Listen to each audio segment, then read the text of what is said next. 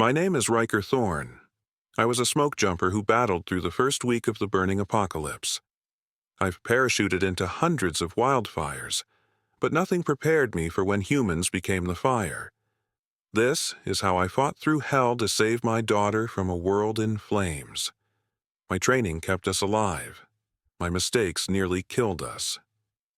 Before we start the video, let us know what country you are tuning in from in the comment section below. Perhaps we will make a story there. Let's begin. I should have known something was wrong when Thompson came back from Missoula. His eyes were glassy, skin flushed like he had been standing too close to a crown fire. But we were all tired. The fire season had started early that year, and McCreary Station had already dispatched jumpers to 3 wildfires in the Bitterroot National Forest. Nobody paid much attention to a pilot looking a little under the weather. My name is Riker Thorne. For the past 8 years, I've been a smoke jumper based out of McCreary Station in northern Montana. If you don't know what smoke jumpers do, we're the crazy ones who parachute into remote wilderness areas to fight wildfires before they get out of control. We're the first line of defense, jumping into places too isolated for regular firefighting crews to reach quickly. We're trained to survive with minimal equipment, to read fire behavior, and to make split-second decisions that could mean life or death. That Tuesday started like any other day at the station. Morning briefing, equipment checks, physical training. Chief Blackwell had called us together to discuss seasonal patterns. The winter had been unusually dry, and spring came early with record-breaking temperatures. The forest was a tinderbox waiting for a spark. But that wasn't the only thing concerning us. "Riker, what's your read on these weather anomalies?" Blackwell asked, pointing to the meteorological charts. I studied the unusual pressure system that had been stalled over the northwest for weeks. Never seen anything quite like it. The Forest Service models are predicting lightning storms, but with minimal precipitation. If that happens, we could have dozens of ignition points simultaneously. Jackson, my jump partner, laughed. "Always the optimist, Thorne." I remember Joseph, our oldest jumper and a member of the Blackfeet tribe, staring out the window instead of at the briefing maps. When I asked him what was wrong, he just shook his head. My grandfather used to tell stories about fire that walks. When the earth is sick, the fire takes legs and cleanses everything. I should have paid more attention to that warning. By midday, the first reports started coming in. Not about wildfires, but about disturbances in nearby towns. Bizarre incidents of violence, people attacking each other in the streets. The radio chatter from other emergency services became increasingly chaotic and confused. "Could be some kind of mass hysteria," suggested Sam, our communications specialist, switching between emergency channels. "Or maybe some new drug hitting the streets hard."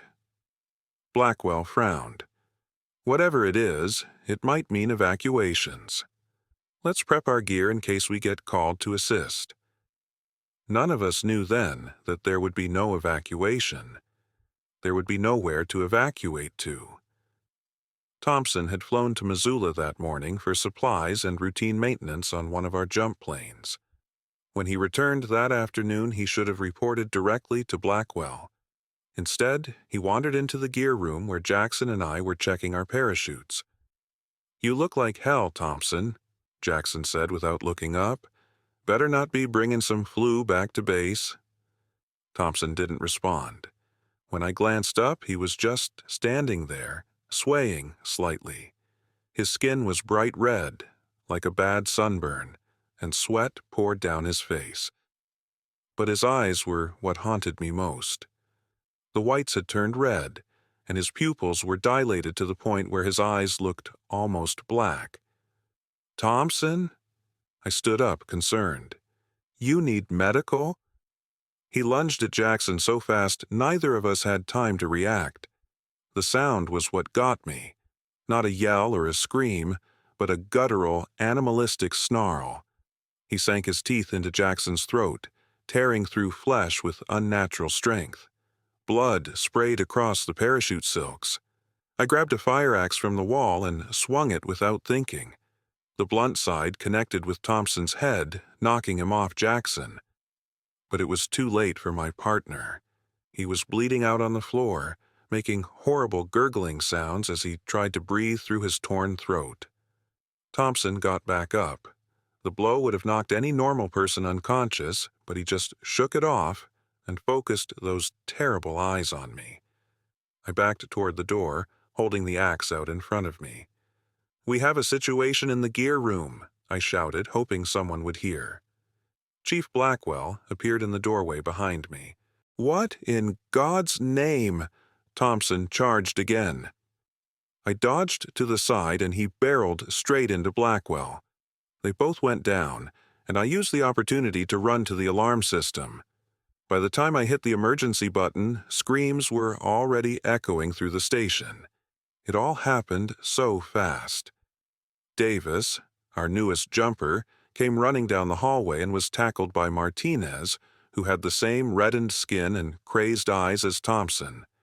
Sam made it to the communications room and managed to send out a distress call before someone, I couldn't even tell who anymore, broke through the door and attacked him.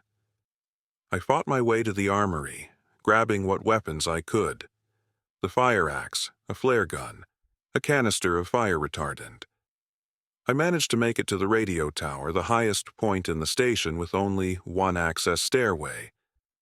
I barricaded the door with everything I could find and tried to make sense of what was happening.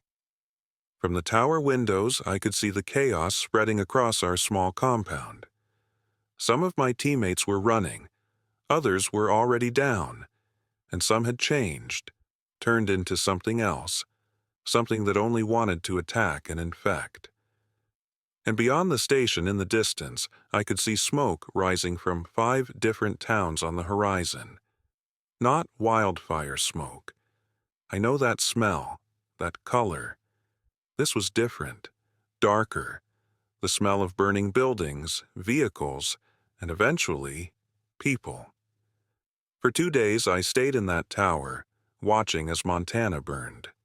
I rationed my supplies, tried different radio frequencies, and observed the infected as they prowled around the station grounds.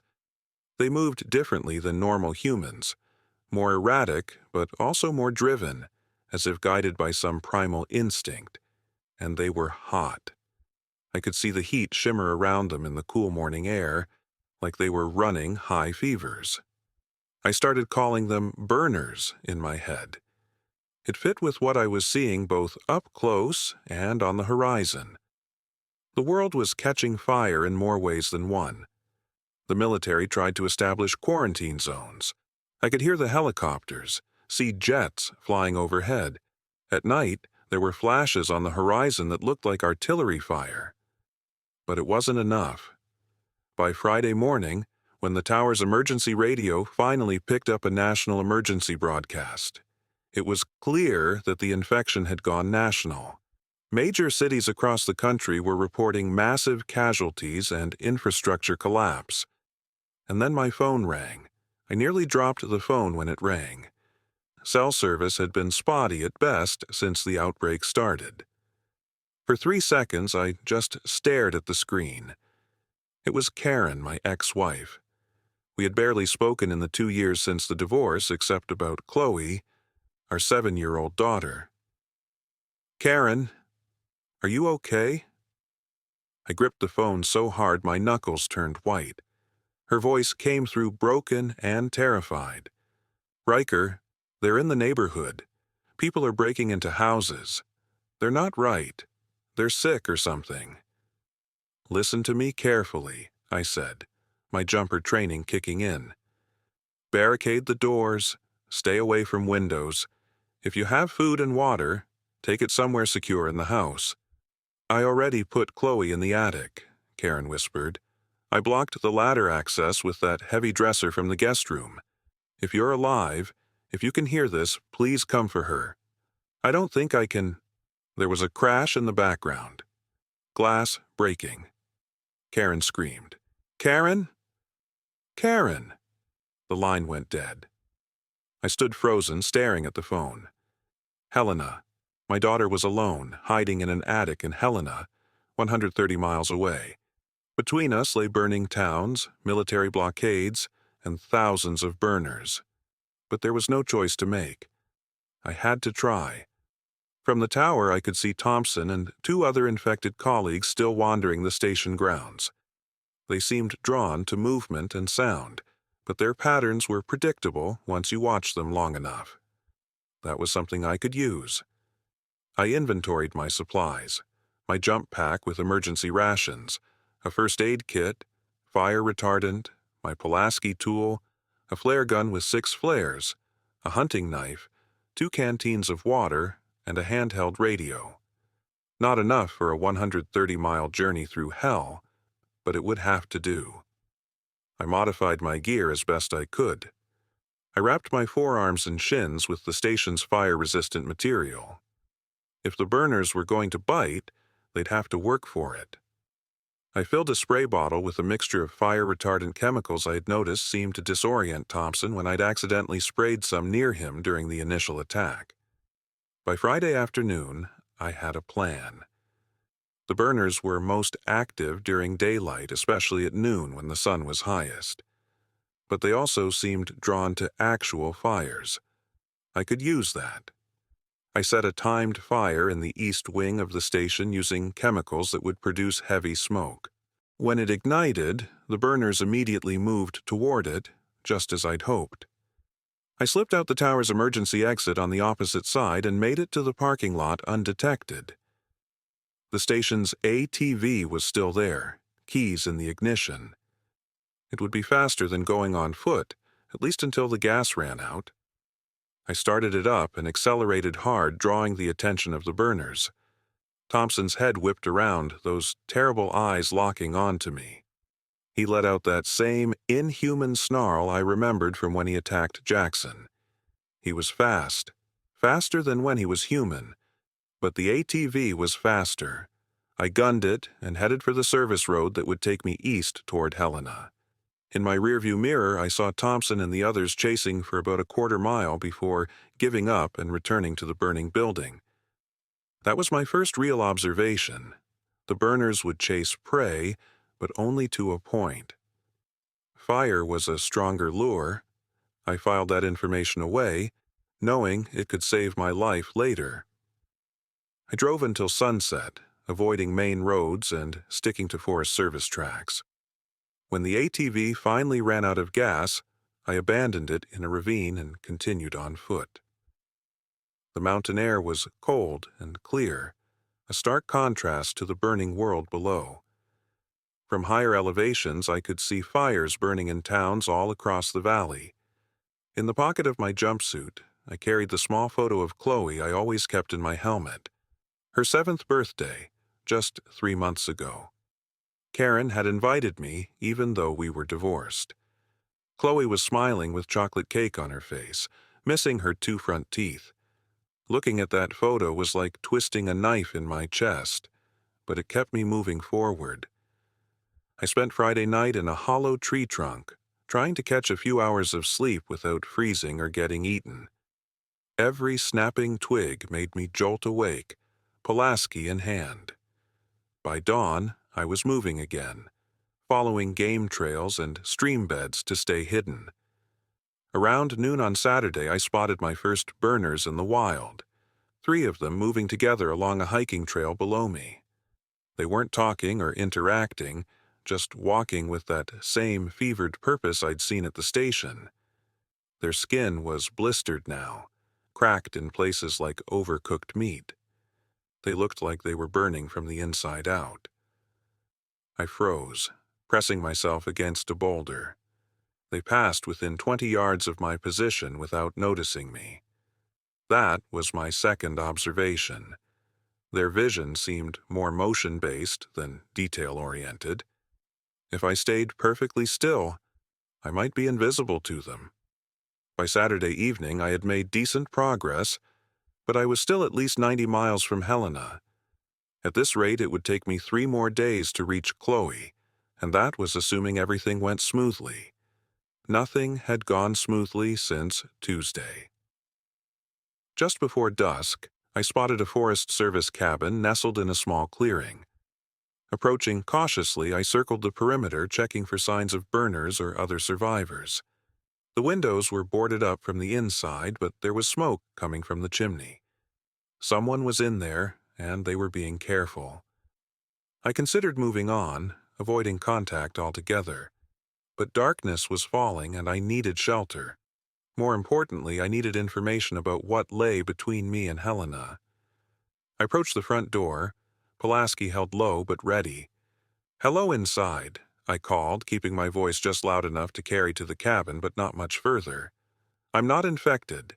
I'm a Smokejumper from McCreary Station passing through." The muzzle of a hunting rifle poked through a narrow opening in the door. "Prove you're not infected," came a woman's voice. "Step back and let me see your eyes." I did as she asked, stepping back and looking directly at the crack in the door. After a long moment, the rifle withdrew, and I heard multiple locks being undone. The door opened to reveal a woman in her 50s, gray hair tied back in a severe bun, rifle still held at the ready. She wore a lab coat over hiking clothes, an odd combination that immediately caught my attention. "Doctor, Abigail Elliott," she said, gesturing for me to come inside quickly. "Pathologist from the CDC, was doing field research in Yellowstone when everything went to hell. Get in before they see you." I stepped inside, and she immediately barred the door behind me. The cabin was simple but secure. Every window was covered with furniture pushed against it, every potential entry point blocked. A fire burned low in the fireplace, and scientific equipment was set up on the kitchen table. "A smoke jumper, huh?" She looked me up and down. "Might be the best profession for surviving this mess. You people are already trained for dropping into hell." "What is this mess exactly?" I asked. "What's happening to those people?" Dr. Elliott's face darkened. "It's a fungal infection. Ophiocordyceps modified to affect humans. Someone was playing God in a university lab, and it got out. The fungus hijacks the nervous system, raises body temperature to extreme levels, and compels the host to spread the infection." She showed me slides of blood samples, explained how the fungus worked. It was engineered to spread rapidly to burn hot. The infected literally ran fevers so high their organs were cooking inside them.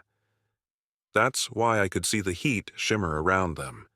That's why they moved like they were in constant pain. "They're drawn to actual fire because the fungus is phototropic and thermotropic," she explained. "It grows toward light and heat.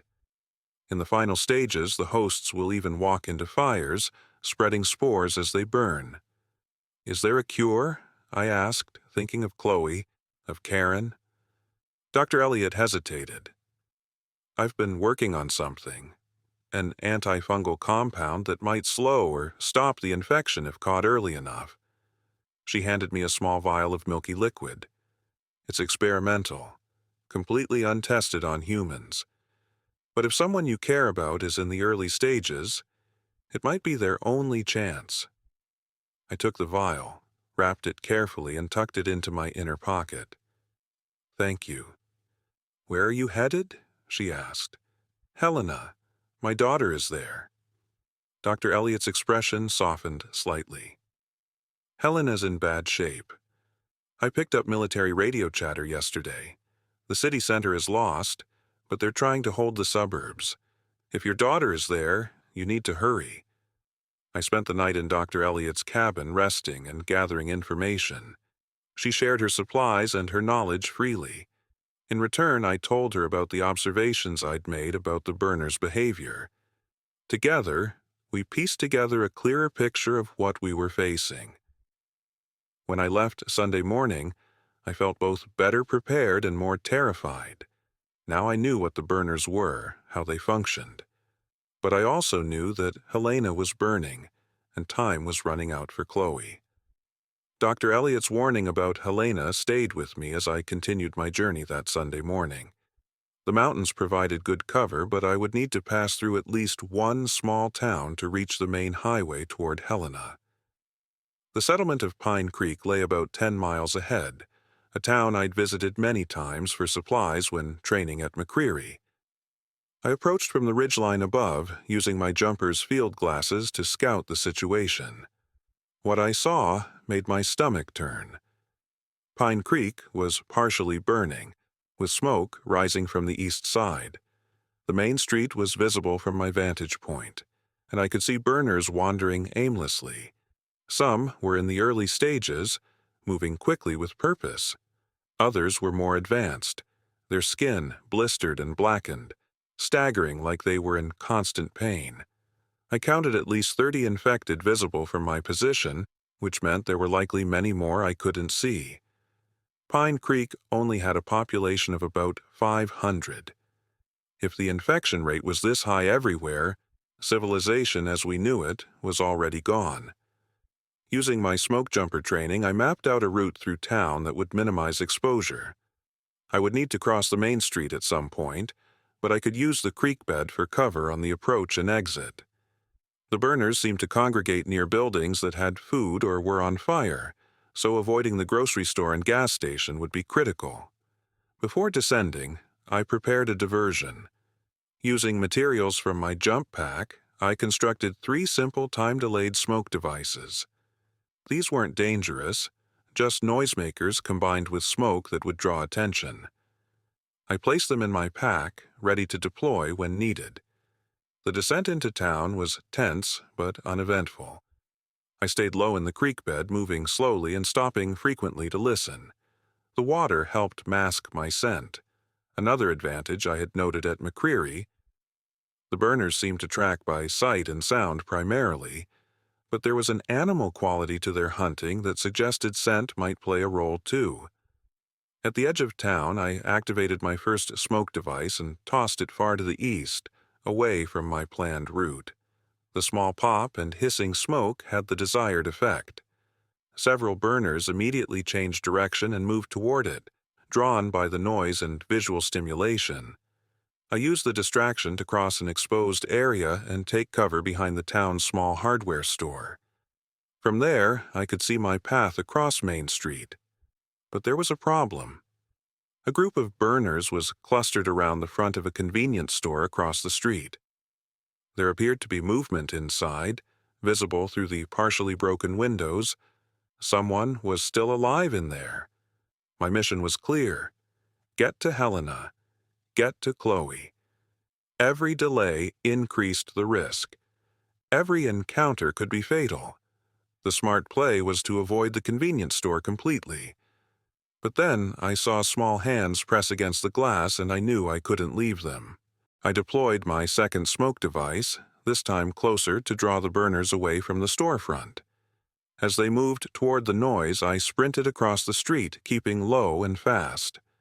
The convenience store's door was barricaded from the inside, but a side window had been broken. I cleared the remaining glass with my Pulaski and climbed through. Inside, I found a young couple with 2 children, a boy about 10 and a little girl who couldn't have been more than 5. They had taken shelter in the store's back room, using shelving to block the entrance. The man had a hunting rifle but was down to his last 3 rounds. The woman was clearly in shock, rocking back and forth while clutching a can of beans. The children were terrified but quiet, having already learned that noise meant death in this new world. The little girl looked up at me with Karen's eyes. Not literally, of course, but there was something in her expression that reminded me so much of Chloe that I felt physical pain in my chest. I knew then I had to get them out, whatever the cost. "We need to move fast," I whispered to the man who introduced himself as Mark. "I have one more distraction device, but once it goes off, we need to be ready to run. The creek bed will give us cover to the north." Mark nodded, gathering his family. The woman, Susan, seemed to snap out of her shock when presented with a concrete plan. The children, Ethan and Lily, watched me with a mixture of fear and hope that was almost unbearable. I explained the plan simply.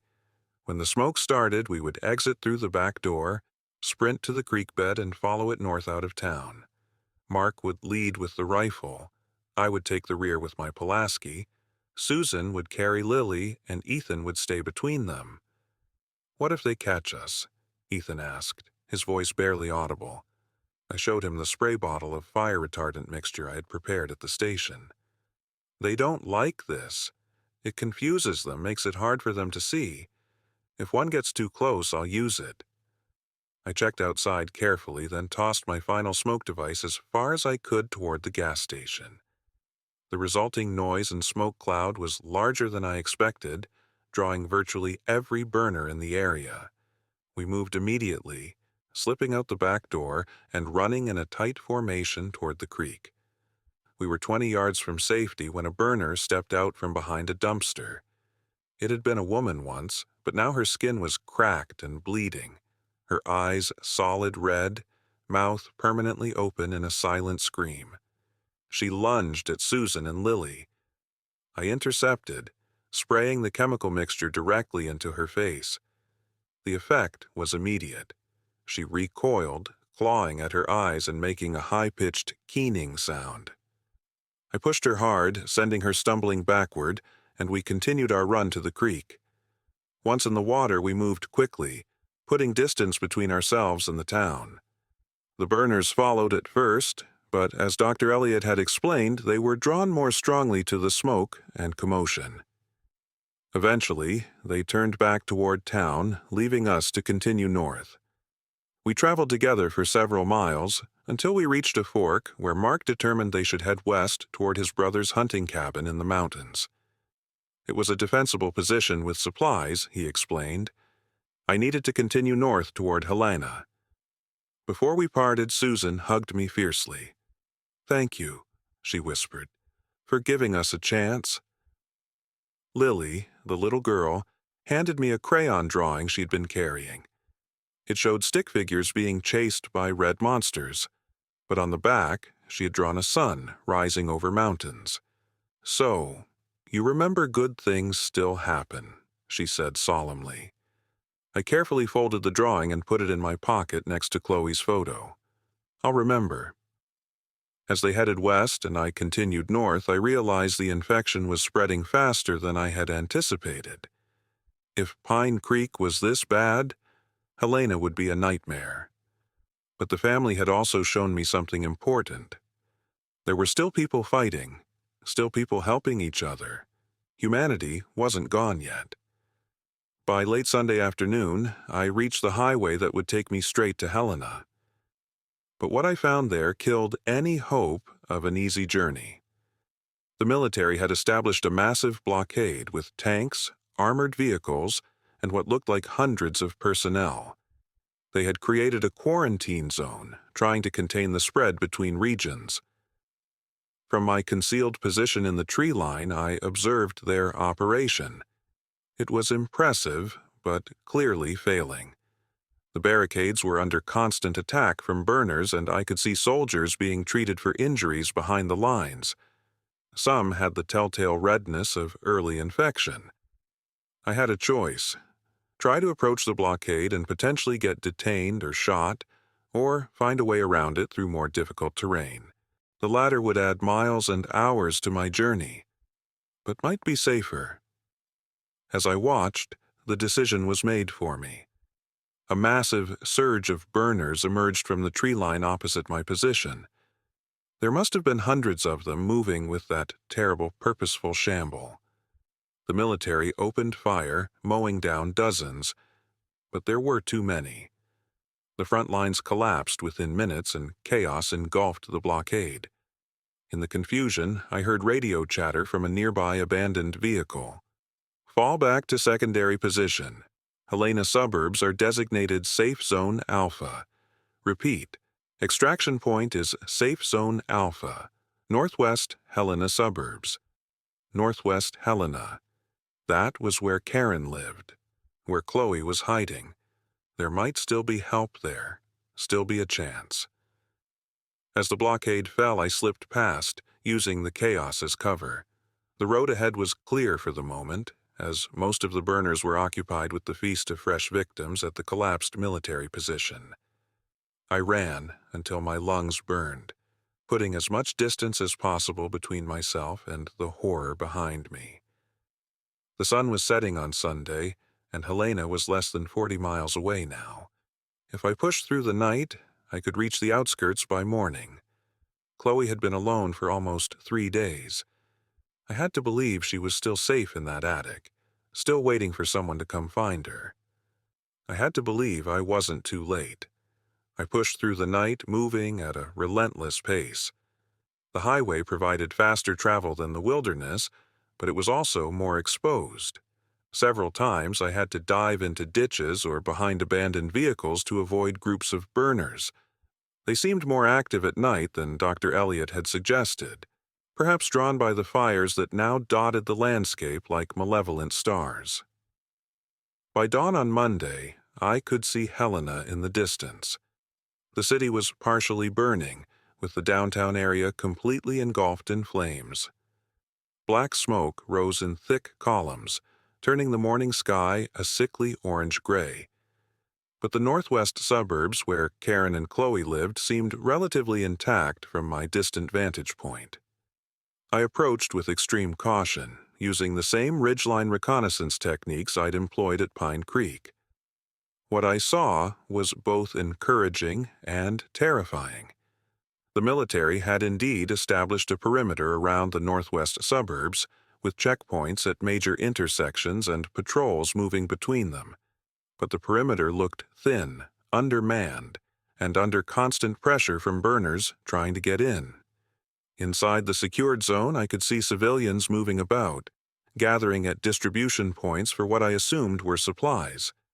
There was organization, purpose. The safe zone was holding, at least for now. But Karen's neighborhood was just outside the military perimeter, in what they would consider the buffer zone between safety and the infected city. I needed to move fast. The military was clearly preparing for evacuation, not reinforcement. They would pull out soon, abandoning anyone not already inside their perimeter, including Chloe. The suburbs were a maze of cul-de-sacs and winding streets, perfect for avoiding detection, but also perfect for ambushes. I stuck to backyards and drainage ditches, using the skills I'd developed fighting fires in chaotic conditions. Smokejumpers are trained to read terrain quickly, to identify escape routes and danger zones. Now I was using that training to navigate a suburban war zone. I passed houses with boarded windows, some with desperate messages painted on the fronts, alive inside or need medicine or simply help. Others were burned-out husks or had front doors standing open, dark smears leading inside. I didn't investigate these. I couldn't afford the time or the emotional toll. About a mile from Karen's neighborhood, I encountered evidence of organized survival. A group of houses had been connected by makeshift barriers, creating a small compound. Rain barrels collected water, solar panels had been arranged on one roof, and I could see people on lookout duty. Someone had taken charge, created a system. As I observed from concealment, I saw their method for dealing with approaching burners. When spotters identified threats, they used noisemakers to draw them to specific choke points, then dispatched them efficiently with minimal risk. These people had adapted quickly, learned the enemy's weaknesses. I considered approaching them, asking for help or information. But something held me back. They were surviving, but they were also scared. A stranger approaching might be shot before questions were asked. And every minute I delayed was another minute Chloe spent alone in that attic. Moving on, I entered Karen's neighborhood from the back, coming up through a greenbelt that ran behind the houses. The area was eerily quiet. No birds, no distant traffic noise, none of the normal sounds of suburban life. Just the occasional distant crack of gunfire from the military perimeter and the ever-present crackle of fires burning somewhere out of sight. I saw my first neighborhood burner 3 houses away from Karen's. It had been a mail carrier, still wearing tattered remains of the uniform. The burner was in an advanced stage, skin blackened and cracked, movements jerky and pained. It shambled from house to house, following some remnant of its old routine. Using a garden hose I found coiled against a house, I created a simple trap. I stretched the hose across a narrow passage between houses, securing it at knee height. Then I deliberately made noise, drawing the burner's attention. When it charged, it tripped over the hose and fell hard. Before it could rise, I brought my Pulaski down on its head, ending its misery quickly. The encounter left me shaken, not because of the violence, but because of the humanity still visible beneath the infection. This person had been someone's friend, someone's parent, perhaps, had delivered mail and chatted with neighbors and lived a normal life until Tuesday. Just like Thompson, just like we all had. Karen's house came into view, and my heart sank. The front door was shattered inward, windows broken, but the structure itself was intact, not burned like so many others. There was still hope. I circled the property carefully, checking for movement, for signs of burners. Nothing stirred. Using the back door, which was still locked, I entered quietly. The familiar smell of Karen's house hit me immediately, a mix of her favorite candles and the lemon cleaner she always used. But now there was another smell underneath, metallic and wrong. The kitchen was ransacked, cabinets open and contents scattered. The living room furniture was overturned, signs of a desperate struggle. And then I found her, in the hallway leading to the stairs. Karen had died trying to protect the access to the attic, where she'd hidden Chloe. Her body showed multiple bite wounds, but there was also a kitchen knife clutched in her hand, covered in the black blood of the infected. She'd fought hard. I allowed myself exactly 10 seconds of grief. 10 seconds to remember our marriage, our life together, the day Chloe was born. Then I stepped over her body and moved to the stairs. The attic access was in the upstairs hallway ceiling, a pull-down ladder usually tucked away. Just as Karen had said in her call, she'd pushed a heavy dresser underneath it, making it difficult for the infected to access. The dresser had been clawed at, the wood gouged by desperate hands, but it had held. I moved the dresser carefully, trying to make as little noise as possible. If Chloe was still up there, still alive, my voice might frighten her. Or worse, it might draw burners if any were nearby. I extended the ladder slowly, cringing at every creak of the old springs. The attic was dark, the only light coming from a small vent window at the far end. I climbed the ladder silently, Pulaski in one hand, and paused at the top, listening. A small sound came from the corner hidden behind boxes of Christmas decorations. A whimper so quiet I almost missed it. "Chloe Bear," I whispered, using the nickname only I called her. "It's Daddy." There was a moment of silence, then a rush of movement as she launched herself from her hiding place. She collided with me so hard I nearly fell back down the ladder.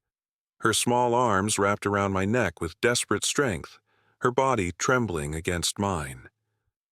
"I knew you'd come," she whispered into my neck. "Mommy said you'd find me." I held her tight, feeling her body temperature as I did. She was warm, too warm. When she pulled back to look at me, I could see her eyes were slightly red-rimmed, her skin flushed. Early symptoms. The infection had started. My hand went to the inner pocket of my jumpsuit, where Dr. Elliott's experimental treatment was carefully wrapped. I had no idea if it would work, no guarantee it wouldn't make things worse. But looking at Chloe's face, seeing the infection beginning to take hold, I knew I had to try. "Chloe Bear, listen to me," I said, keeping my voice steady despite the fear threatening to choke me. "You're sick, but I have medicine that might help. It might taste bad, and it might make you feel funny for a little while, but you need to take it. Can you be brave for me?" She nodded solemnly. Chloe had always been that way, serious beyond her years. "Is Mommy coming too?" she asked. I closed my eyes briefly. "No, sweetheart. Mommy made sure you were safe. And now, I'm going to make sure you stay that way. We need to leave this house as soon as you take the medicine." I uncapped the vial of milky liquid and helped Chloe drink it. She grimaced at the taste but swallowed it all. There was no immediate effect, which I took as a good sign. If it had been poison, we would have known quickly. While we waited to see if the medicine would have any effect, I gathered what supplies I could find in the attic. Karen had been smart enough to stock water bottles, granola bars, and even a small first aid kit. There was also a backpack small enough for Chloe to carry. "Have you been up here the whole time?" I asked as I packed. Chloe nodded. 3 days, I think. Mommy put me up here when the bad people came to our neighborhood. She said not to come down no matter what I heard. Her voice dropped to a whisper. "I heard a lot of scary things." I pulled her close again. "You were very brave. And now we need to be brave together. We're going to leave here and find somewhere safe." "Are the bad people still outside?" she asked. "Yes, but I know how to avoid them. I fight fires, remember? I know how to stay safe in dangerous places." As we prepared to leave, I noticed something remarkable. Chloe's fever seemed to be dropping. The redness around her eyes was fading. Dr. Elliott's treatment appeared to be working, at least for now. Whether it would provide lasting immunity or just temporary relief, I couldn't know. But it was giving us a chance, and that was all I could ask for. I checked outside carefully before helping Chloe down the ladder. We would need to move quickly but cautiously toward the military perimeter. If we could reach the safe zone, there might be proper medical treatment for Chloe, transportation out of the burning city. As we passed Karen's body, I covered Chloe's eyes. She didn't fight me. Perhaps she already knew. Children understand more than we give them credit for, especially in moments of crisis. "Say goodbye to the house, Chloe Bear," I said as we reached the back door. "We won't be coming back." She looked around one last time at the home she'd grown up in. "Goodbye, house," she whispered. "Goodbye, Mommy." Then she took my hand, squeezed it once, and nodded that she was ready. Together, we stepped out into the burning world. The suburban street looked different with Chloe's small hand in mine. Every shadow became more threatening, every sound more ominous. We moved house to house, using the same techniques I'd employed to reach Karen's neighborhood. But now I had precious cargo that couldn't move as quickly or as quietly as I could alone. "Remember what I told you," I whispered as we crouched behind a garden shed. "If you see one of the sick people, freeze. Do not run unless I tell you to run. When I squeeze your hand twice, that means be absolutely silent." Chloe nodded, her face serious. The medicine seemed to be working. Her fever had dropped, and the redness around her eyes had faded. But she was still weak, still vulnerable. And the military perimeter was over a mile away through burner-infested streets. "Daddy, why are the people sick?" she asked as we waited for a burner to pass by on the street.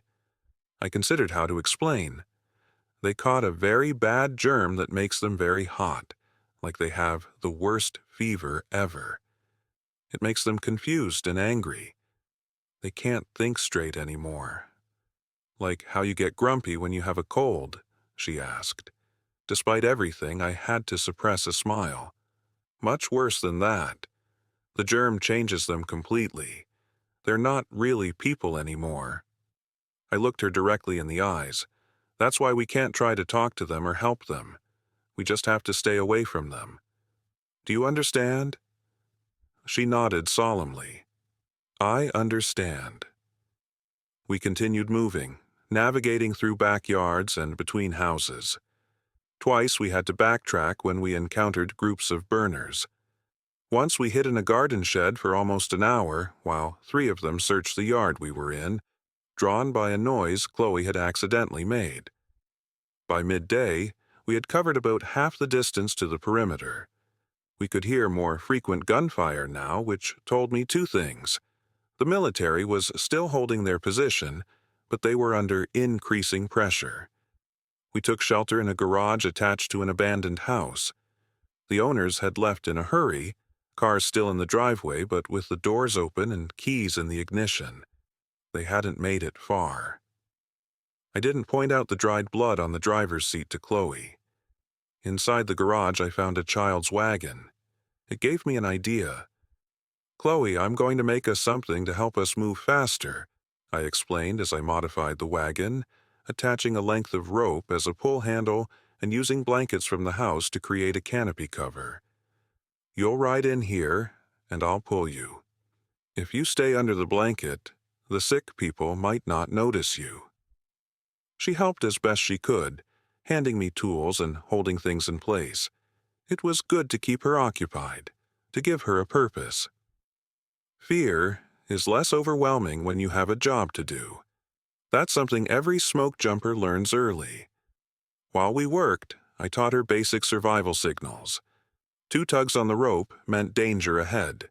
3 meant she should stay hidden while I scouted. We'll want to monitor her at the safe zone, maybe even take blood samples if you consent. If this treatment works consistently, it could be reproduced. By Tuesday evening, 7 days after the world started burning, we were airborne in a military helicopter, heading north toward what they were calling Safe Zone Bravo in the Canadian border region. Looking down at Montana, I could see fires dotting the landscape like a terrible constellation. Towns and cities burning, forests alight, the world being consumed. But in my arms, Chloe slept peacefully, her breathing regular, her skin cool to the touch. One small victory against the burning tide. We eventually reached a fire lookout tower in Glacier National Park that had been converted into a medical observation post.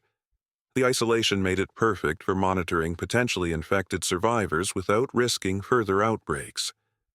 From its windows, we could see for miles in every direction, a view I had always found calming during my years of fighting wilderness fires. The doctor at the lookout confirmed what I had already observed. Chloe was recovering. The experimental treatment had stopped the infection before it could fully take hold. Her blood samples would be valuable for developing treatments for others, he explained.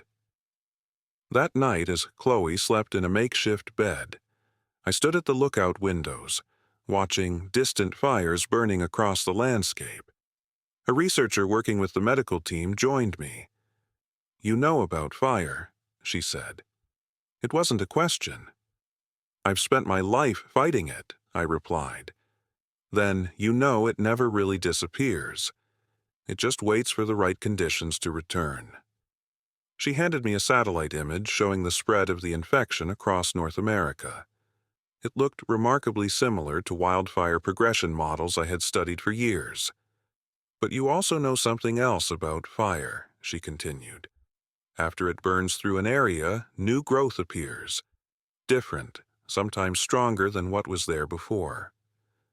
I thought about this as I looked out at the burning world, about how fire had always been both destroyer and renewer in natural systems, about how human communities had adapted to living with fire risk for generations, about how smoke jumpers like me existed because people refused to surrender to the flames. Perhaps this burning apocalypse would follow the same pattern. Devastation followed by renewal. Different, but not necessarily worse.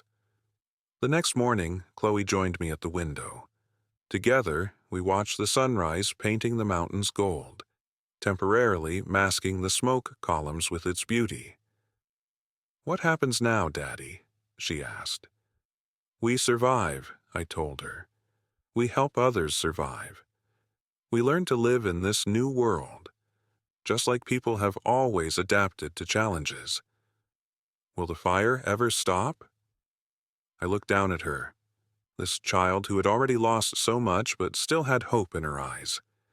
Yes, Chloe Bear, fire always burns itself out eventually, and from the ashes, life always returns. I believe that's true. It has to be. Because if a smoke jumper can make it through the first week of this burning apocalypse with his daughter by his side, then humanity still has a fighting chance. Fire consumes, but it doesn't have to conquer. Not if we refuse to let it. We'll want to monitor her at the safe zone, maybe even take blood samples if you consent. If this treatment works consistently, it could be reproduced.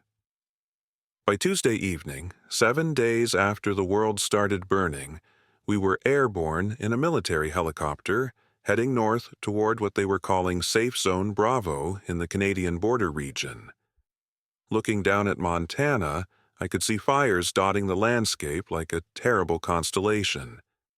Towns and cities burning, forests alight, the world being consumed. But in my arms, Chloe slept peacefully, her breathing regular, her skin cool to the touch. One small victory against the burning tide. We eventually reached a fire lookout tower in Glacier National Park that had been converted into a medical observation post. The isolation made it perfect for monitoring potentially infected survivors without risking further outbreaks. From its windows, we could see for miles in every direction, a view I had always found calming during my years of fighting wilderness fires. The doctor at the lookout confirmed what I had already observed. Chloe was recovering. The experimental treatment had stopped the infection before it could fully take hold. Her blood samples would be valuable for developing treatments for others, he explained.